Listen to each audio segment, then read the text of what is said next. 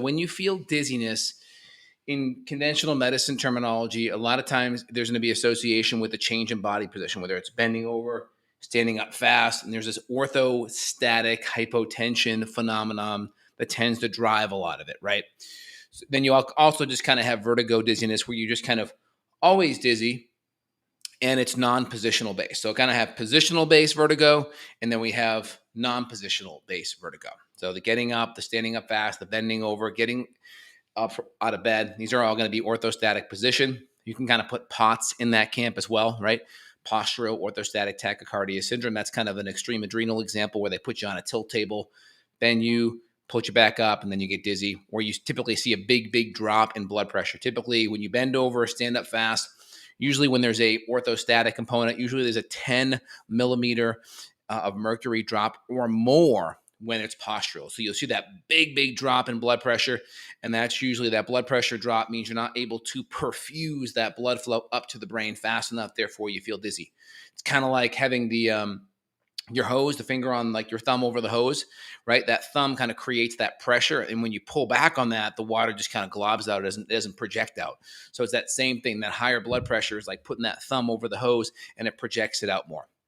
Now, when we look at a lot of the non-positional based vertigo, and there's also one other phenomenon on the positional side where there's different crystals, otolith crystals in the vestibular canals that can kind of be, stimulating some of the nerves in there. And you can kind of flush those out with some different BPPV techniques with tilting the head back, turning it, and then doing some percussion to kind of flush those crystals out.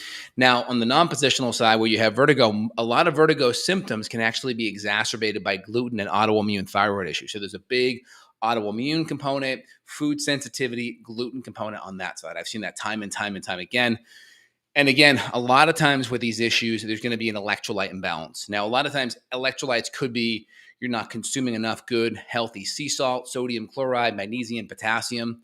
And usually you have magnesium, potassiums kind of on one side that you're really going to have to supplement. The other side, you're going to typically use a good sea salt, whether in your water or in your food, to maximize those good minerals.